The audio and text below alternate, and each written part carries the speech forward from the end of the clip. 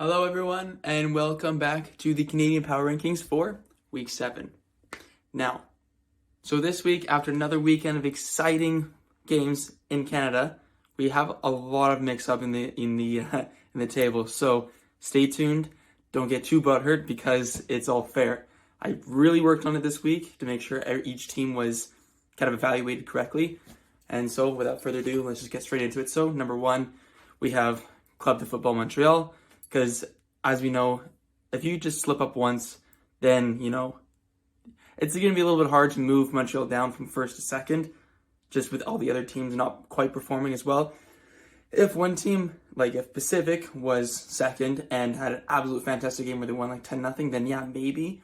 But Montreal had been on a unbeaten run, and they had this one loss, one slip up, which they still played well. They still scored the first goal, so they don't exactly deserve to move down. So that's the reason why they are still number 1. In second, it's still Pacific FC, who I think still deserve to be second. Now, they did draw 0-0 with York, but from last week's power rankings, they were in third. So it was an honest draw. They deserve to stay there because they still have 17 points. They're still first in the league. But if they continue on this form, then they could slip because there are teams below them that are climbing the table. And speaking of teams that are climbing the table, and this table specifically is Calvary FC. Now, this is their first appearance in the top 3 of the Canadian Power Rankings since last season. So they have really been motoring forward. At first, it was Joe Mason and Ali Musi getting all the goals, getting all the praise, just for their clinicalness, I guess, so to speak. But now it's Meyer Bevan, who's come out of nowhere and scored, I think, 3 goals in 4 games, which is great for this league especially. I'm not sure if he can continue doing it. 2 of the goals did come in the Canadian Championship, but at the same time, he's showing that he can do it. He can do it on a rainy day at the Halifax Wanderers grounds, or he can do it here and at Echo Field against a Valor team, who are a good team, by the way. They've scored some great goals. They're just a great team overall, so it was a well-fought win for them. So, no, they deserve to be in the top 3. And if they can beat the Whitecaps, see how far they can go, see how far they can shoot up, but they have some potential for this game against the Whitecaps coming up. I expect some big things out of them. York United, they do move down a spot, but I think that's just because of the 0-0 draw and because of Cavalry and their brilliance. Do they deserve to move down? Maybe not. Might be a little bit harsh, but at the end of the day, they didn't win and Cavalry won, and so that's why they've kind of traded places. But who knows what can happen. Martin Nash is a great coach. He's got great players around him. Shout out to Nico Giansopoulos, former Cavalry member, moving to Vancouver on the weekend because of their whole injury crisis. So shout out to them, and shout out to York for just dropping down to 4th. Nothing too big. Now the next team on our list, Forge FC. I was predicting it. I knew this would happen because they were underperforming a little bit here and there. Just couldn't quite get it with injuries and whatnot. But as the season went on, I talked about it in previous Power Ranking videos. You can go back. They wouldn't stay there. And now I moved them up to 5th because of a 4-0 blowout over Halifax. I mean, no one was predicting that. They had such a great game against Cavalry in terms of fighting for everything. They cruised past the team in the Canadian Championship, and now they come up against Forge, who are underperforming this season. And what do? Just lay over and die. Just lay over and die. Like, what? What happened? How does that happen? This is why this sport's so amazing. This is why you can't take anyone for granted, especially Forge. They've won 2 league titles. They still have the same core. You just can't take them for granted. So, props to Forge for demolishing Halifax. But I don't think Halifax will stay there for too long. They're still a good team. A little bit underrated at times, but fairly rated, I think, right now since they moved down. So, Forge in 5th.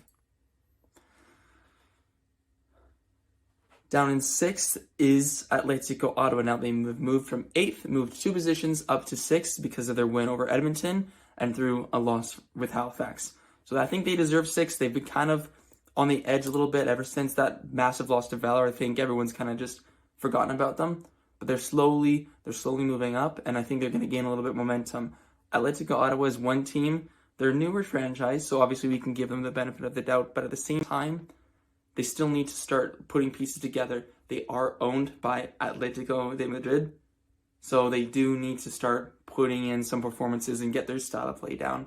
Now, I know there's a lot of players on loan, which I think is good for the CPL because it gets kind of a different type of brand of football here, and it gives a little bit more exposure to the regular athleticism that you see at like Cavalry. Now you see Atletico starting to play pretty passes. Pacific FC does the same thing, but it's in the Atletico DNA. So it's cool to see Atletico starting to try and pinpoint and create that sort of identity and place it in Canada, because I think it's something Canada really needs. It needs a little bit more diversity and a bit more kind of extra oomph, so to speak, you know? A little bit extra sizzle. I don't know what exactly I'm saying, but they are 6th, and deservedly so. Okay. In 7th, I'm sorry for Halifax fans, but if you lose 4-0, you're gonna get punished on these power rankings. I will not take it lightly. I mean, an easy win in the Canadian Championship, fair enough. You know, you can make arguments that they could move forward, and then a draw against Cavalry, who were in good form. Fair enough. I understand those arguments, but you can't then go and lose 4-0 to Forge FC at home.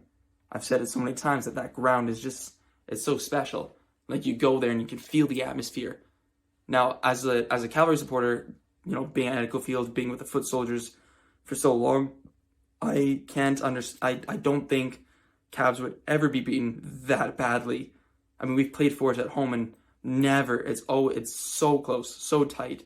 Even in the finals, it was super tight up until the last minutes of the game. But I don't know what happened to Halifax. Maybe it's just one of those things where you just, you know, you play the game and then you just had a horrible game. So you're like, you know, we're just going to take this game right here.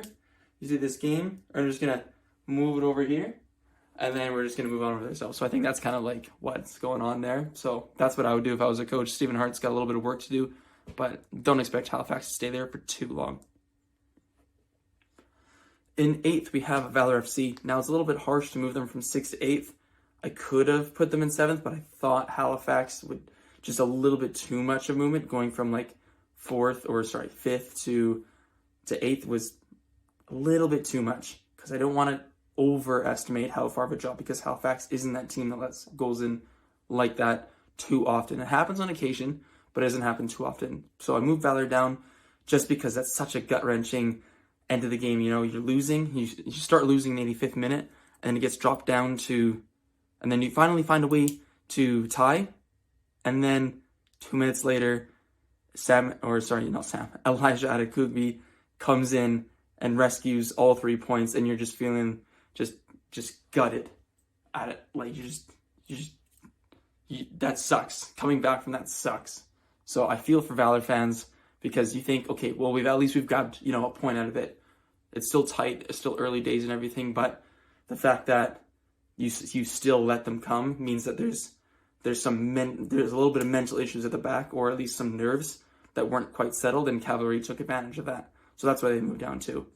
Now, I feel bad for putting the Whitecaps down in 9th. They are in 9th place. I really feel bad, because I don't think they fully deserve that, but Valor, neither of the teams above them deserve to fall down too much, because they are short. But in terms of power rankings, they're not a very powerful team, if you know what I mean. So that's why they've moved down from 7th to 9th, because their squad is so thin. They put in such a valiant effort up against Charlotte, and I think it's a little bit harsh, but they're not a very powerful team. Like, if they were to play a team above them right now, it's hard to see them really actually like winning. Like, they play Cavalry on Wednesday, on like tomorrow when this will be sent out, and I'm honestly thinking Cavalry's gonna win. Obviously, I'm a Calgary fan, but I'm a realist when it comes to a lot of things, and I honestly believe that Cavalry have a better chance because of the squad issues that Vancouver currently has. So that's why they're also in 9th. And I'm just going to quickly go over it.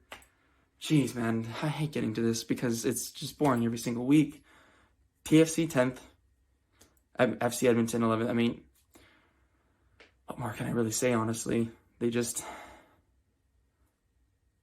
not that great. Although at least there's a little bit of light at the end of the tunnel for Toronto FC. None for Edmonton, but for Toronto FC, they did get that late equalizer from Osorio. So there is a little bit of light at the end of the tunnel, and they did have some good chances. So there's little bits and pieces there, and hopefully with Lorenzo Insigne coming over from Italy, it'll give them a little bit of a little bit of just a little spark to get them going. But man, if I haven't seen you, I'm coming over to Canada. I'm like, shoot, guys, you freaking suck. Like, I'm supposed to play with y'all. Like, I was just in, like, I had like a semi-title push over in Italy, and now we're the worst team in the league, or at least one of the worst teams in the league. Like, it's a little bit different for him, but hopefully he can salvage their season. I think they're just trying to wait until they get that star player back, and then they'll kick on from there, like a Giovinco type deal. But for Edmonton in 11th, geez, they're going to need at least 2 wins in a row to move up from that spot. But that's this week's rankings. Let me know, because I know some people are going to be upset, and that makes me happy because that means that there's different minds and opinions in the CPL in Canada, and that's exactly what we need. So let me know down below, and like and subscribe, and stay tuned for more. Love you guys. Peace.